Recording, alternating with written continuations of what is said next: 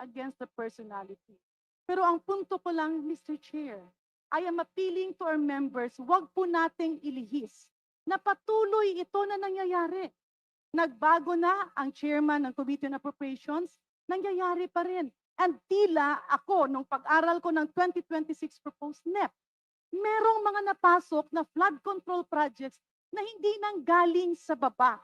Mr. Chair, with due courtesy to my colleagues, yes, tumbukin natin later ang Committee on Appropriations, but for now, we have the officers that resigned. I'm not sure if it is already accepted, officials of the Department of Public Works and Highways.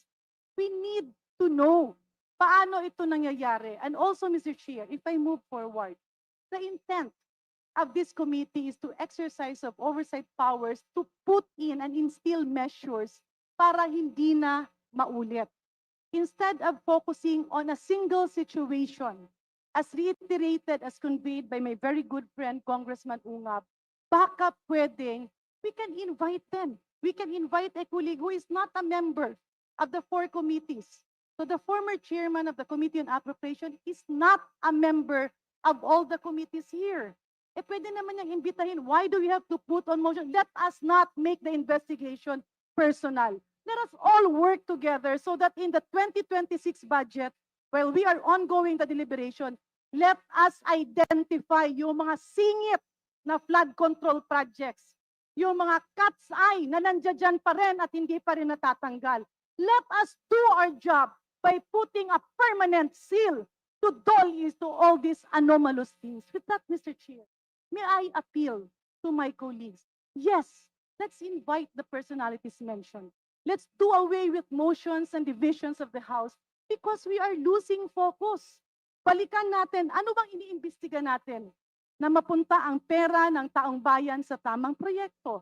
Na mapuntahan ang investigasyon sa dapat na mga baguhin, that we have a new secretary, that we will be helping him maybe put everything in place, all the safety measures, at yung mga admin orders, executive orders na nandiyan dyan, tanggalin na natin while we are all here.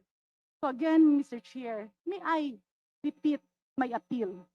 The focus of our investigation is to nip the bud, putulin ang ugat para hindi na ulit tumubo. And with that, Mr. Chair, let's move forward to the interpellators that have signified their intention to ask questions. And I believe the Honorable Erice, as I earlier talked to him, is amenable to inviting a colleague. Kung hindi dumating, then let's discuss that. But is that the solution? Because any member of Congress will change, any committee chairman will change.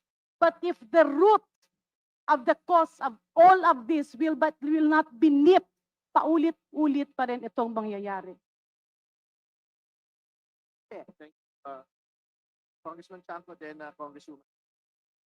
Mr. Chair, yun na nga ang problema, no?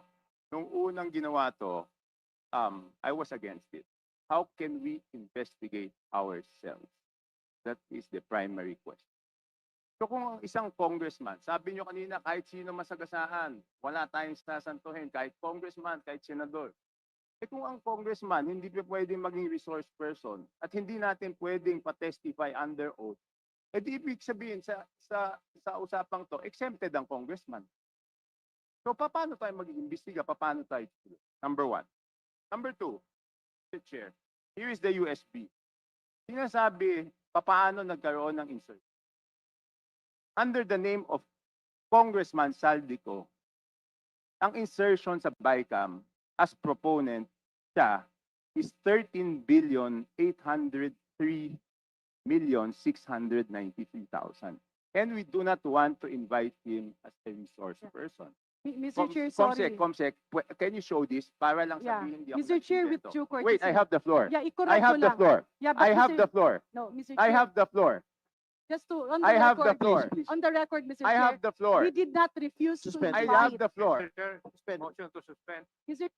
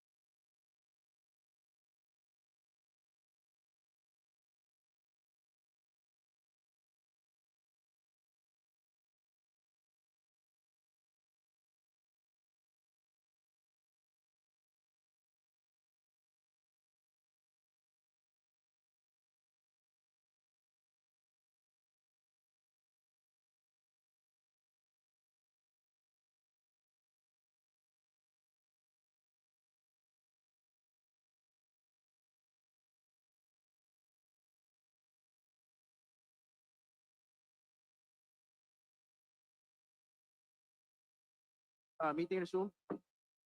Mr. Chair, We are returning to the previous motion. I think there are particular details on how we would want to dispose of the motion, particularly because subject of the inquiry today are specific projects. And this is something we understand that budget preparation is within the context of implementation of infrastructure projects. I think we would want to focus on specific projects that have been inspected by the president today. The further that we delay discussions on the matter, I think the public will be more frustrated with Congress. So what is the pleasure of Congressman Enrique, Your Honor?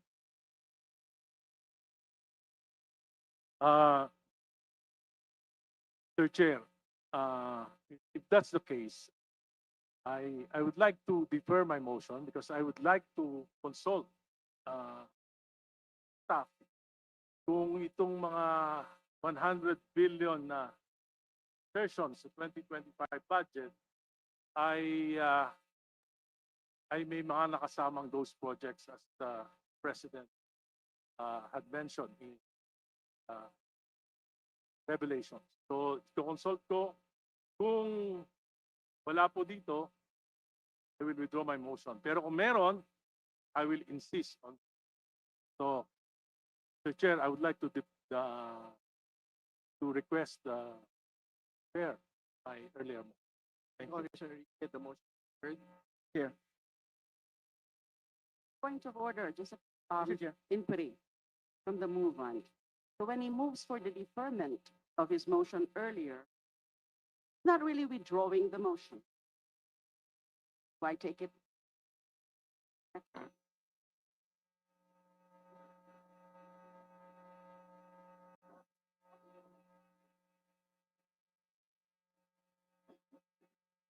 May I know if nag-take na po ba siya ng oath? Yes, Nakapag-take na po ba kayo ng oath? Mr. Alcantara has taken his oath. Okay, You may thank proceed with the questions, Chairman Chu. Thank you.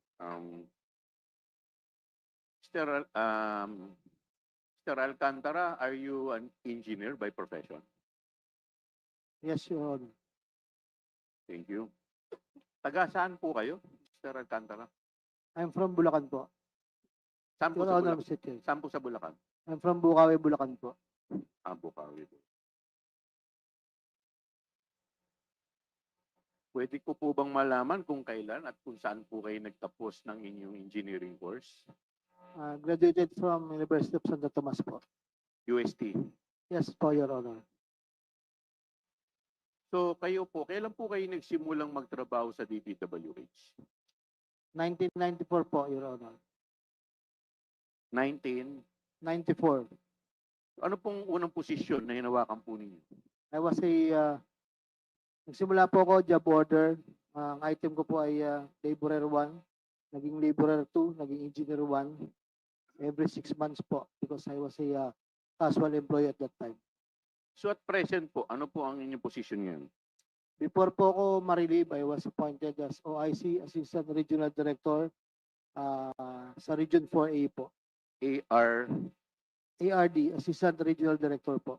sa Region 4A po. 4A. Pero bago po ito, ano po yung naging posisyon po ninyo? I was a former District Engineer of Bulacan First, DEO. First District. Yes po, Your Honor. So sako po ninyo yung Baliwag at saka yung Kalumpit. Yes, Your Tama po Honor. ba? Ah.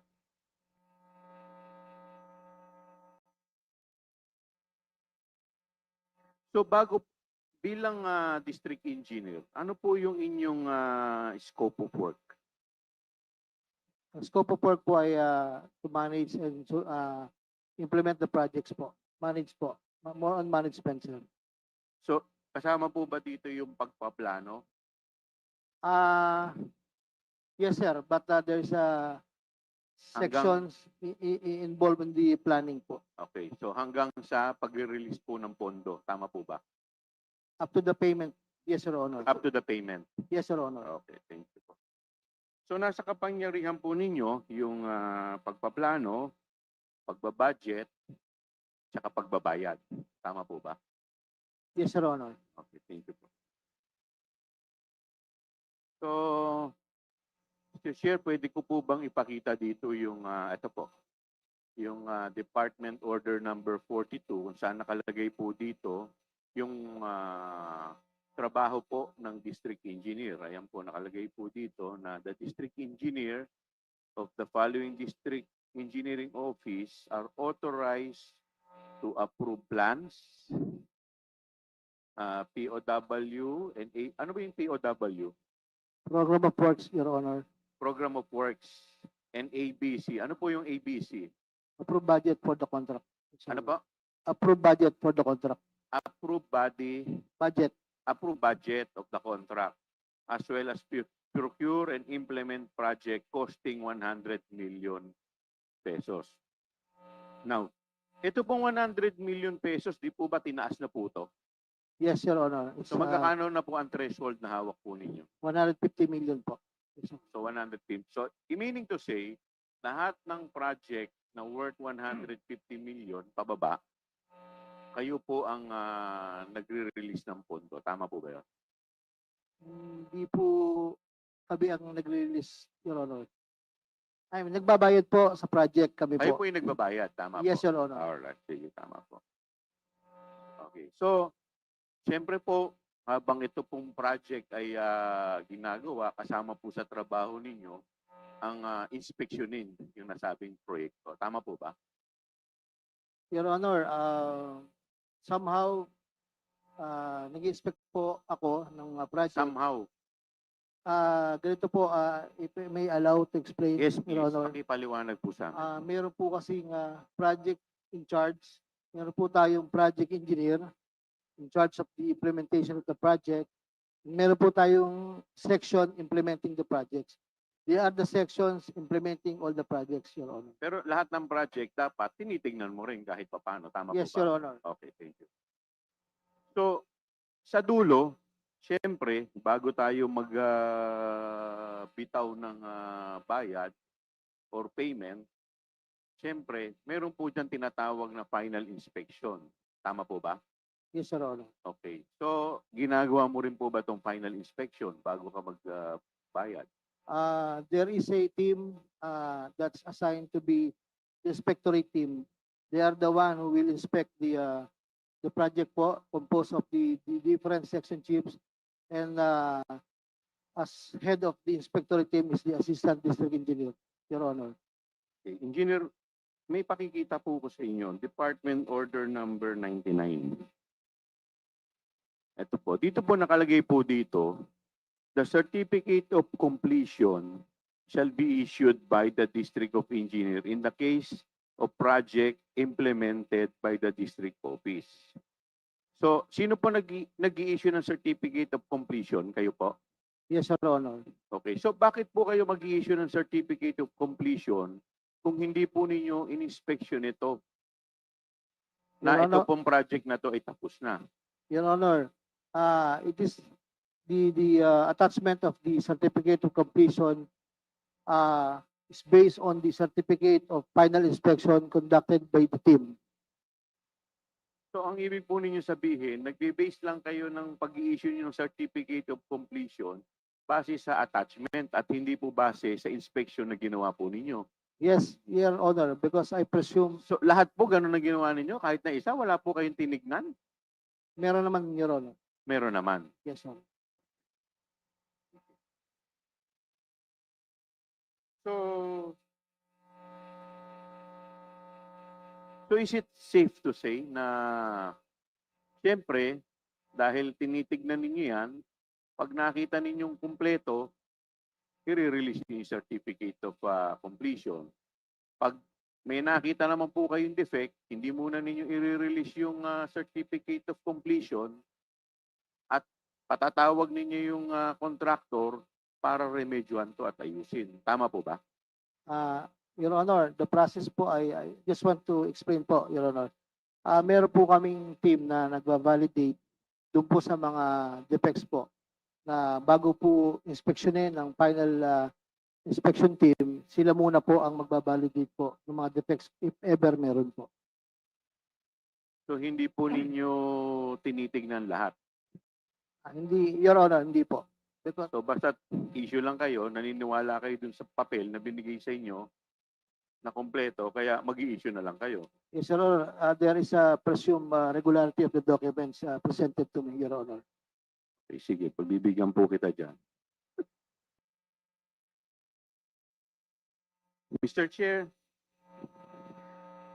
alam po ninyo yung sinasabi po kasi ni Engineer Alcantara ay hindi po masasabi natin na hindi po ito maliit na bagay. Kasi po, napakabigat po ng kanyang responsibilidad. Once he certifies, magre-release na po ng payment, yung pera. So yun po yung nagiging basis, yung certificate po niya, yun po yung nagiging basis ng releasing po ng payment. Kaya alam po ninyo, no less than the good president went to Bulacan personally to visit the project. At ang ating pong Pangulo mismo ang nagsabi na substandard daw po itong proyekto. Ito po yung release po ng inquirer at sinasabi po, perfect example of abuse. Ito po ba under po ng engineering district ninyo? Yes, Your Honor. Now,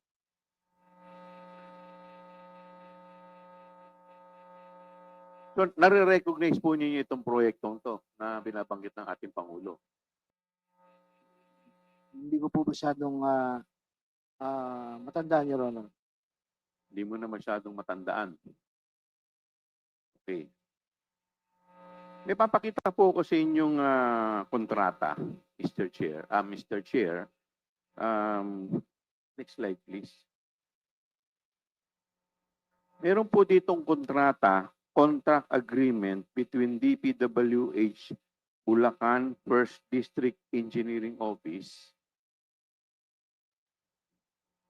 Next slide please. Next slide. Before proceeding to the next slide, I think we have to make a record. Ayan na po. Ito po. Pakinggan po muna natin itong video ng ating presidente. Wala, talaga 220 meters, 55 billion completed ang record ng Public Works. Walang ginawa, kahit isang araw hindi nagtrabaho, wala kang makita, puntahan ninyo, wala kayong makita kahit na ano. Tuloy-tuloy ang pagbaha doon sa kabila. So, yes. If all of these projects were properly executed and implemented, ang laki nang nawala na problema sana sa atin at sa mga taong bayan. At saka mas magiging maayos hanggang irrigation, hanggang water supply, fresh water supply for household. Pero ito yung ginagawa nila talagang nakakapinsala pa sa mga local residents. So yes, I'm not disappointed, I'm angry. Ano pong comment po ninyo dyan, Engineer? Yes, tama naman po ang Pangulo. It's really disappointing. At ako rin po mismo, bilang district engineer, I was really surprised by the findings of the President because if I may explain to you, So pati po kayo nagalit din. yes sir, Paano pong galit? Galit na galit din kayo. yes sir, there was instances after I think that is August 7, 5 p.m. pinatawag ko po yung mga dating kasamahan ko and I asked the district engineer at the time, who is my former assistant district engineer, and the section chief implementing the project. Sabi ko, why it happens? Because all your signatures is attached on the documents. So hindi po kayo yung nag-implement nun. Hindi po kayo yung district engineer at that time. Actually, sir, kalahatian lang po ang inabutan ko ng final payment. Hindi po ako nag-final payment po. Okay, sige. May pakikita po ko sa inyo. Isa pong yung contract agreement po. Ito po. Between the DPWH and Sims Construction Trading worth, ano ba to? Fif- 55 million. 55,730,000. At yung po sa baba, meron po nakapirma dito in the name of Henry Alcantara. Sino po itong Henry Alcantara na nakapirma po dito? Opo, Your Honor. Okay. Pirma po ba ninyo ito? Would you confirm that this is your signature? I think yes, Your Honor. Okay. So, nung time na, ito yung pinakita po natin kanina, ito po ba yung project na, yung kung saan galit na galit si Presidente, at kayo rin mismo galit na galit, sabi ninyo. Yes, Your Honor. Okay. So, ito po yung kontrata nun. Tama po ba? Yes, Your Honor. Alright. Thank you. Sabi po ninyo, hindi po ninyo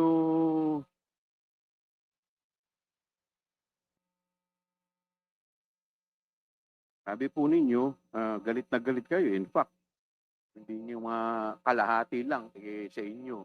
Tama po ba? Yes, Your Honor. Okay.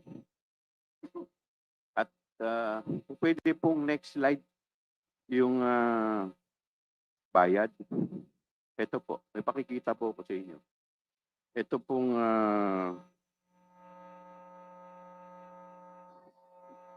ito po yung Sims Construction Trading.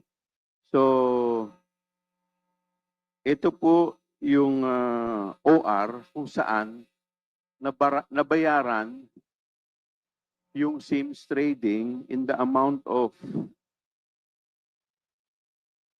magkano to? Initially, 50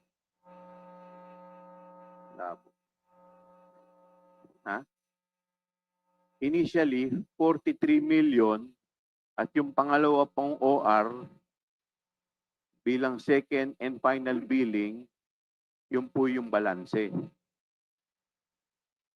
So, ibig sabihin, nabayaran po sila. Tama po ba? Yes, Your Honor. I think. So, paano po nangyari yung ba't nabayaran po? Wala naman pong kahit na isa. Ghost nga po eh. Just want to explain, sir, that there was a certification signed by the project engineer and the implementing section chief. Sige, sino po? Sino po? Certification. There is a documents that's the basis of the accomplishment in the public works, and that is statement of work accomplished,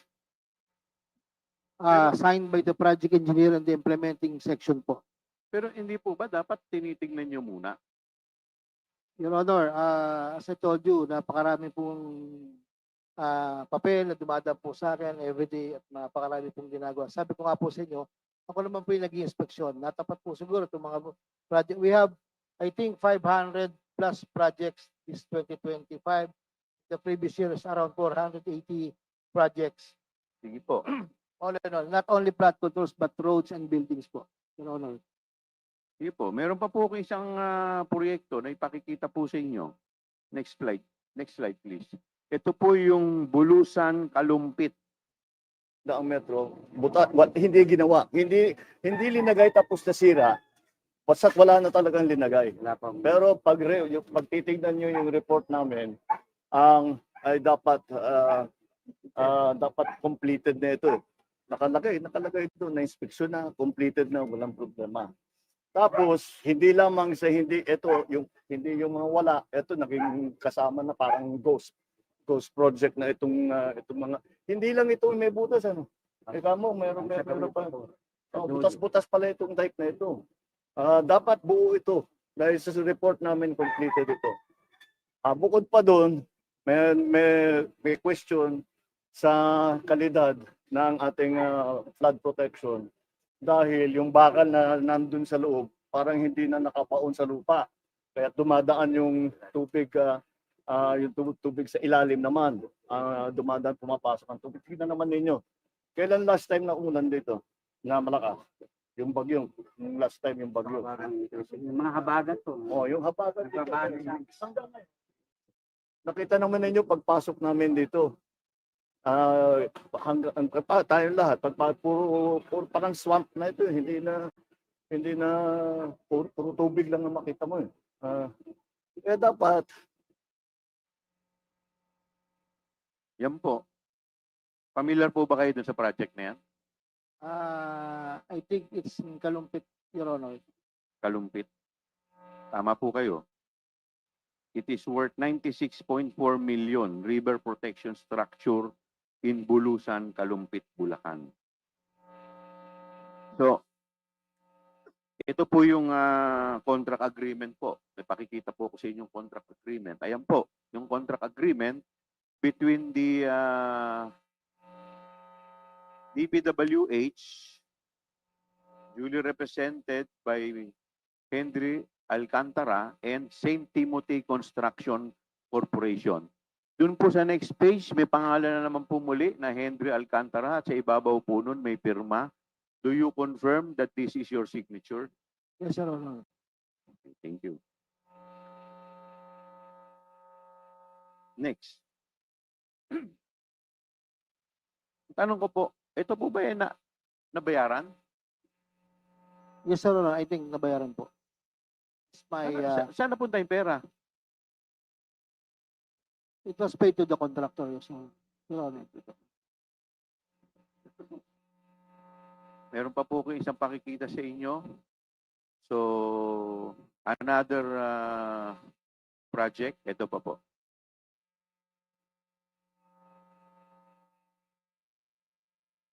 Jack, meron doon sa kabilang dulo, hindi masyado mapuntahan kundi tayo magbangka. Nandyan sa kabilang dulo, butas na naman, hindi pero nagkaroon yan, nasira o never nagkaroon. Hindi talaga, hindi ginawa. Eto na naman, the same thing. Pag titignan mo yung report sa atin, completed lahat. Meron na yan. Tapos, eto na naman yung quality. Madaling makita. Hawakan mo yung semento dito. Unang-una yung semento, ganyan lang kakapal.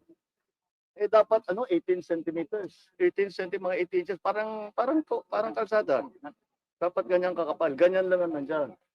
Pag subukan nyo mamaya, hawakan na nyo sa kamay, kayang durugin. Malabnaw yung semento na ginamit. Nagtipid sa semento, nagtipid sa... Tapos, meron dapat desiltation. Dapat doon na naman sa kontrata, desiltation, dredging, completed. Tingnan naman yun. Paano magiging completed yan? Tingnan ninyo. May isla sa gitna. Tinutubuan na ng damo na napaka...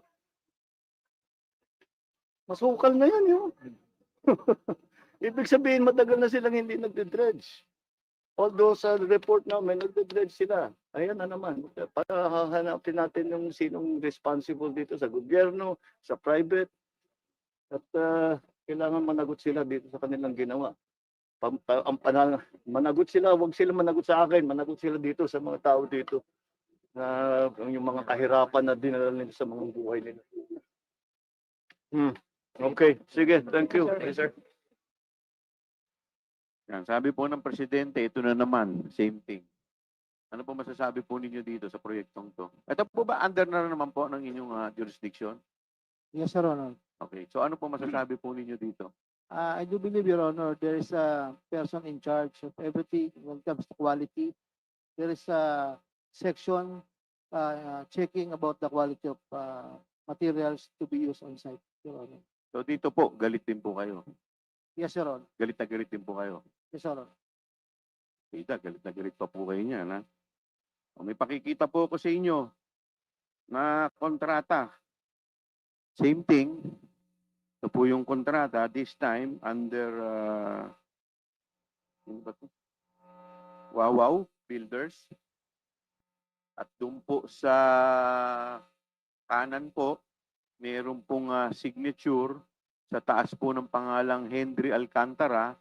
Do you confirm that this is your signature? Yes, Your Honor. So ito po ba ay nabayaran na rin po ba to? I think, Your Honor, nabayaran po. Sa tingin po ninyo nabayaran na? Yes, Your Honor. Okay. So at kayo rin na nag-issue ng certificate of completion. Kasi di naman po mababayaran kung hindi naman po kayo mag-i-issue.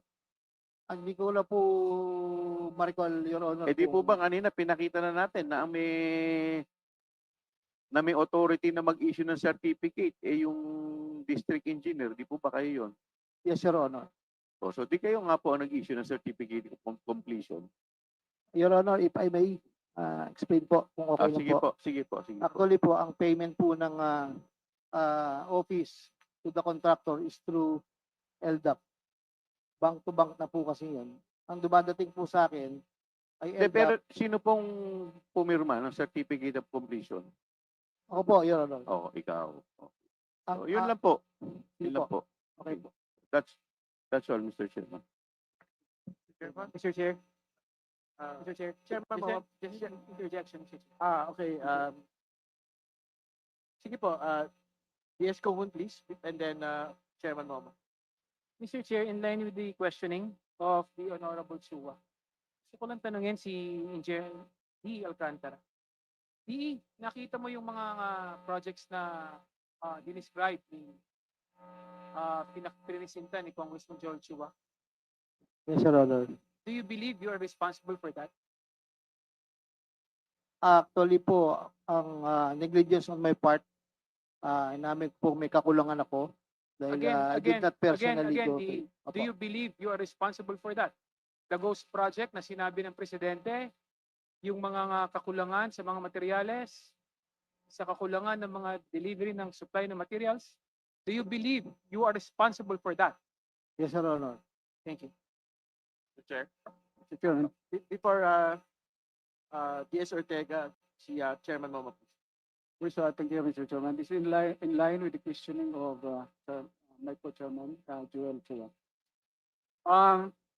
B. Henry, project number 250252, construction of reinforced concrete river wall at Purok 4, Barangay Pil, Baliwag, Bulacan, in the amount of 55,730,911.6 is a ghost project.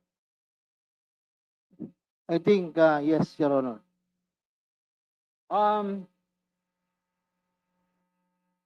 In the documents that was reviewed by my personnel, in the statement of work accomplished, you together with Assistant District Engineer Bryce signed the statement of work accomplished.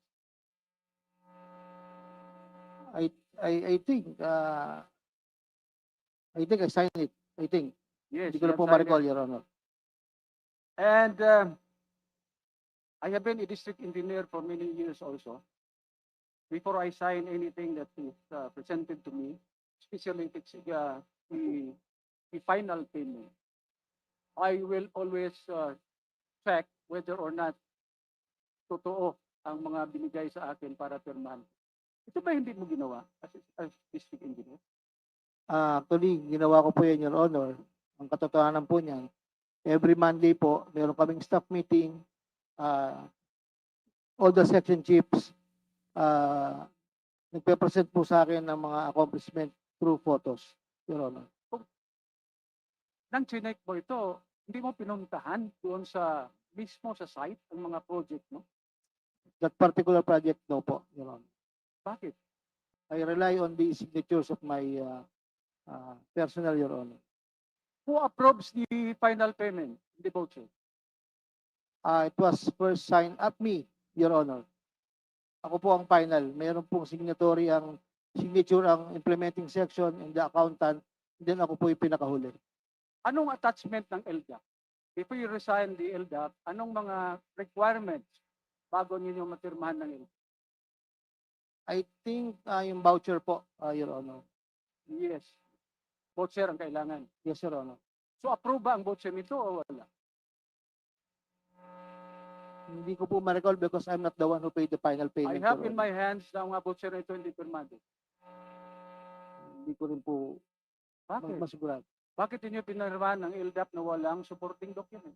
Your Honor, ang LDAP po ay dumadating sa office ko na purely LDAP lang po yung nasa table ko, Your Honor. So, nagre-rely ka lang sa project engineer mo, construction engineer mo, project engineer mo, project in charge mo. And also Lahat to my, susubo sa iyo, pipirmahan mo. accountant, Your Honor. Lahat ng ibibigay sa iyo, pipirmahan mo. Yes, Your Honor. Ganun ba yun? Ganun ba ang district engineer ngayon? Because I trust them, Your Honor. 55 million pesos, i-trust mo lang sa mga tao.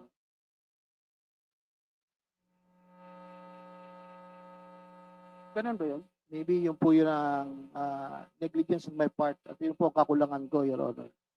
Mr. Chairman, I would like to request that in the next meeting,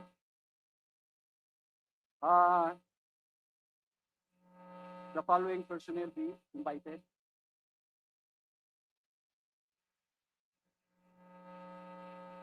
The Assistant District Engineer Mendoza JP, John Michael Ramos, Galang Ernesto, Hernandez Jaime, Santos Norberto, Simbolan Pluralen, Mendoza Juanito, and all members of the District Inspectorate team, so that they will also testify on what's happening in the district. Bakit pinirmahan nila yon? Imposible ang District Inspectorate team pipirma na hindi nila nakita yung proyekto na yan. Kailangan natin dalhin sila. Unless may nag-order sa kanilang pirmahan yan. So yun ang ating tumbukin. Kung sino yung nag-order sa kanilang pipirmahan yung mga butchers na yan. Yes, yes, Mr. Chair. Mr. Chair, wait, with the kind indulgence of Chairman Momo, wait lang po. The committee is ordered to furnish in detail